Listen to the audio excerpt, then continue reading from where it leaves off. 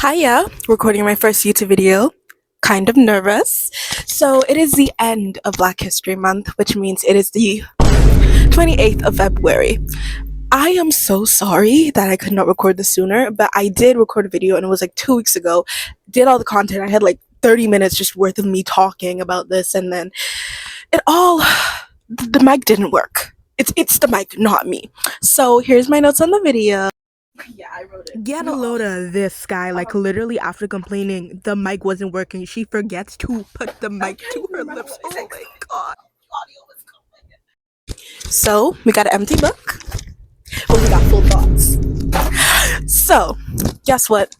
Basically, first week of Black History Month, Trump decided to release a video basically adhering to the Obamas and displaying them as monkeys. Donald Trump is now trying to make an excuse for posting this racist meme. The White House is now telling CNN's Elena Trine that a staffer at the White House made the post. The post was made at 11:30 last night. Do you really believe a White House staffer made it?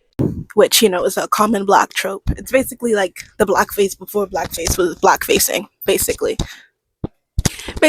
Whole big situation. He did something where he posted it on Twitter and then tried to blame everybody else and didn't apologize, which is crazy because even if it isn't your fault, you still apologize because you hurt people.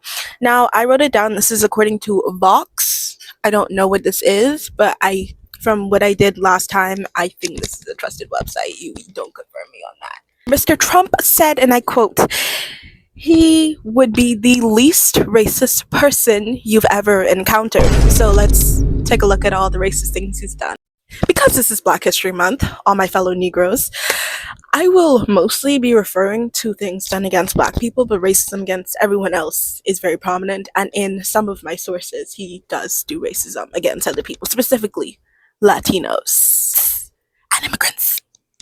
You guys remember, like, this is so off topic, but you guys remember when coronavirus came out and Trump said it was like the China virus or whatever, and then he called it the Kung flu? When these racists put their head together, like, it's very racist, but you could make that into a shirt. Like, it's very racist, but come on, it was funny. It was allegedly in 1973, the U.S. That's the independence of my. Anyways, the U.S. Department of Justice, under the Nixon administration, out of all the administrations, sued the Trump Management Corporation for violating the Fair Housing Act. I'm pretty sure you've heard of this one. Federal officials found evidence that Trump had refused to rent to black tenants, specifically black tenants, and lied to black applicants about whether apartments were available, among other accusations. Trump said the federal government was trying to get him to rent to welfare recipients. So he didn't know these black people personally, but he automatically assumed that they were impoverished or needed help. Let me ask a question. How do you get to this country and have this much money to start a store and buy houses for $500,000? $500,000? What is that? The house on Crossridge that you were trying to buy for $500,000. On Crest? Crossridge, that you put an offer in for $500,000. Oh, we'll finance you. I'm trying to ask. Hey. Be nice. No. What's going on? I'm trying to ask. Yeah. How are you getting in here but and doing whatever the fuck you want? Who? Basically, and in the aftermath, he signed an agreement in 1975 agreeing not to discriminate to renters of color without admitting to previous discrimination. Basically, he was like, "You black, you ghetto, I don't want you in my house, you gone crash the housing market." And a lot of renters, realtors, landlords will do this, not invite black people in their community, not because they're racist, though Trump is racist, but because other racist white people wouldn't want to live with black people, whether they're ghetto or not. So that's common. This is another one. Allegedly, in the 1980s, Kip Brown, a former employee at Trump's castle, accused another one of Trump's businesses discrimination. So he accused him again. Like, this is the second thing because it's 1980s. He already talked about this in the 1973. Now they come back 1980s doing the same dang thing. When Donald Trump and Ivana came to the casino, the bosses would order all the black people off the floor. Brown said, "It was the 80s. I was a teenager, but I remember it. They put us all in the back. They put it in the back of the bus, Rosa Parks." Basically, they didn't want all the rich clients to see black people and assume it was that kind of establishment, basically, which whether you why not get mad at the people who don't want black people around them? Why kick the black people out to make the racists more comfortable but not kick the racists out? Like I get it's always about money, but like you can even search this up. Go back to like that Box News article thing I just had up, and you can even see that like there's more evidence. I don't want to say it all because I don't want to talk your head off. Because again, I had 30 minutes of content, which is a lot if you couldn't tell. But I really want to move on because thank God that all my content got canceled, like it all got deleted and the audio didn't work because more racist things happened. Okay, the first one I really want to talk about is the group Cat's Eye. I was a Cat's Eye fan. Too toxic. Had to leave him like an ex. But they were too toxic, so I left the fandom. And but I'm still there because I like the music. I like the girls. And Mano, who is the visual of the group, has been on temporary hiatus, which sometimes in the K-pop community is code word for they are leaving, and this is how we ease you into them leaving. Things have gotten messy, so here's everything we know about Mano's mistreatment and her health-related hiatus. This all started when the company puts out a statement saying that Mano is going on a hiatus for health reasons. Mano puts out a statement saying, "I'm healthy, things just happen that are out of your control." Suspicious. Since then, several black celebrities have commented, giving her well wishes. According to Twitter, Mano's boyfriend shared this on his Instagram story, pause to read. And Mano also liked a video that talks about the mistreatment black girls face in the industry. And for people who are saying that this is just a mental health break, Cat's Eye is ran like a K-pop group. How many mental health days do you think K-pop idols are contractually allowed to take? You think HYBE even has that in the contract? And then if you're saying they're an American-based group, how many mental health days do you think their American contract is allowing them to have? To me, it just sounds like the coach don't want her to play. Daniela's father has left several comments across the internet saying things like, "Cat's Eye will be fine as 5. We need girls who can work. The show must go on." Daniela, girl, if it's under an NDA, don't tell your daddy because he like to talk a lot. And this has gotten really questions on race, how black girls are discriminated, like Normani. That girl who wrote that one song that was like, freedom, let me be your motivation. That one black girl. And there's like a lot of people in girl groups, not even just girl groups, but black women in general who have been like kicked out from certain places in the community. And this brought up many questions for Mano, because though she is extremely pretty, the visual of the group, and definitely has a star power that pushed the group into mainstream, she's often mistreated, as seen in Debut, which basically is like a music video, and they hid her in the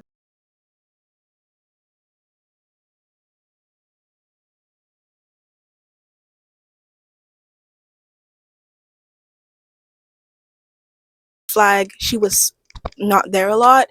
She said she was sick. I believe that she was sick, but still, couldn't you have, like, especially with the Gabriella music video, like how Laura was in the Game Boy music video, couldn't you have like included her, panned to her a little bit, or put a little cutesy little thing at the end to show that she was still there? Hear me? My mic went out again, but it's okay, because I'll be damned if this video doesn't get done. Like, I've been procrastinating for so long. I'm 15. I've been writing video essays since I was 14, just too scared to post them. So this is getting done today. Recently, the BAFTAs, I think BAFTA happened. Whatever happened, and an unfortunate situation happened where on both sides people were wronged. A man with Tourette syndrome came to the event because he had a movie made after him. We love disability inclusion. We love it. And one of his tics, this is very important, one of his tics was the N-word. So sometimes he'd get nervous, or sometimes he'd have a tic and he'd say nigger, hard R. Michael B. Jordan and another man were up on a stage collecting an award. This was their moment. They were at an award ceremony collecting their award. And of course, he had a tic right at that moment. Nothing, it's his fault. Of course, you can't control it. He tic right at that moment, and while they were on stage, he just shouted the word nigger, and it was recorded. Everyone saw it. Everyone got mad, and it's this war is between two sides, racist and ableist. And I am sorry to say it, but I am neither. I believe that the person in the biggest wrong here is the Batas, whoever. They gave a really shoddy apology afterwards, talking about, I'm sorry you're offended, which is really weird. Because why would you even think to say that? Whatever. And they knew this man got like nervous. Why, whenever like somebody black was presenting a award, why couldn't they just like take the man? Like, I'm not saying he doesn't deserve to be in the space, of course, but like when someone's presenting an award, you obviously don't want somebody who has like tics, or like give him his accessibility, give him his accommodations, give him what he needs to flourish in this environment. Because it's like you're at your graduation, you did it, you're getting your diploma, you just graduated from college, like everything's going good, and this is like your moment, you're valedictorian, about to give your speech, and right as your mouth hits that mic, somebody in the audience shouts the B word. You would be offended, huh? It's bad on both sides, definitely, when it comes to hate, because some black people have retaliated. Not my community. It ain't me.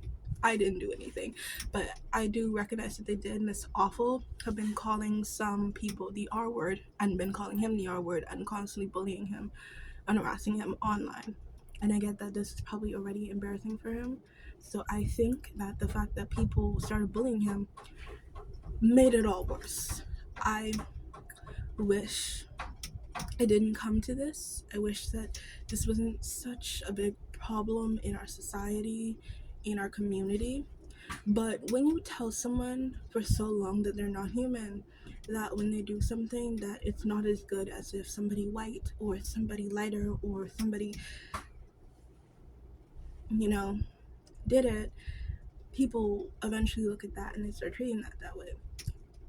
I saw a video the other day, and well, not the other day, it's been circulating for the longest, and it was, how racist are you on a scale of 1 to 10?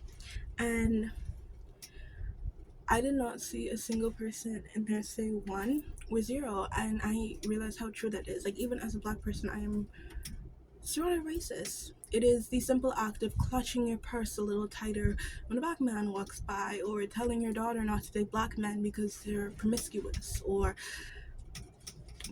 telling me not to put braids in my hair because it's natty, or saying that I can't wear weave because it's too grown, or trying to avoid Indian people because they're dirty or they're smelly. It's small things that lead to big systemic oppression. Black people are human. I don't know who needs to hear this, but they are.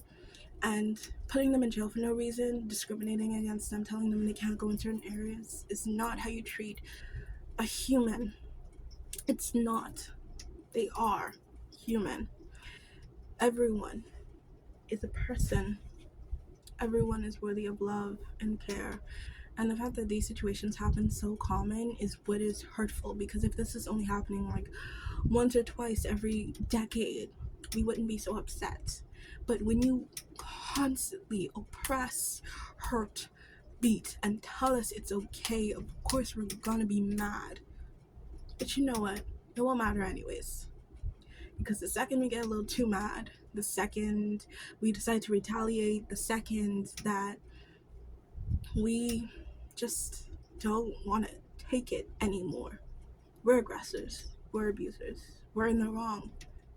Because that's the perfect victim. Someone who shuts up, someone who sits back, someone who takes it. But I don't want to be that victim anymore. I don't like being quiet. Final topic, I promise, but there was a woman called the Subway Queen. Context, at least it's the context I heard. Allegedly, she was bullying a Hispanic, Mexican, I don't know. I think it's Hispanic or Mexican. Is that the same thing? Latino, immigrant, or at least not originally American, even though, whatever. It was a white woman who was bullying him. Three. I get that she was outnumbered. It was 3 black women who came to this man's defense. So they started shouting at the woman, maybe throwing a few cuss words around, and the woman felt threatened.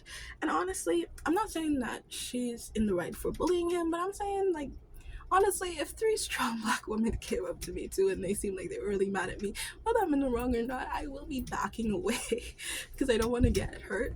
I don't want to get I'm water. Anyways, because I can't fight. But in all seriousness, she then proceeded to exit the train, the one train, and she waited until the door was closed to then say a slur, which is the worst slur you can say to a black person, which is the N-word. If she was really as strong, as really as confident, as really as such a calling out black victimhood as she would have said that in front of their face. She would have walked up to them and told them, I don't think you're human, because that's basically what the word is. And people are calling her Subway Queen. I don't like calling her a queen. Maybe Subway, I don't even want to say person because she's worse than a person. Subway Monster, Cookie Monster. Anybody ever try Subway cookies? They are so good. Like, I used to go to Subway and get a sandwich just so I could get a cookie. Whatever. People are calling her Subway Queen, and this has definitely brought up a question of being racist. Now that the context has come out and the context is widely known, alleged context, people are now on their side saying, I didn't know the context. The N-word should never be said by someone who is not that skin color. I damn near don't even let mixed people say the N-word, and you think I'm gonna let some get a load of this guy, white as snow, freshly fallen, born in the suburbs, 401k, say the N-word? Hell no. Like, you're not supposed to say that in the first place. I don't care who's bullying you. I don't care if you're being attacked. I don't care if they're even calling you slurs. Why would you think to say that? It's because they want to dehumanize us. It's because they want to make us not feel like people.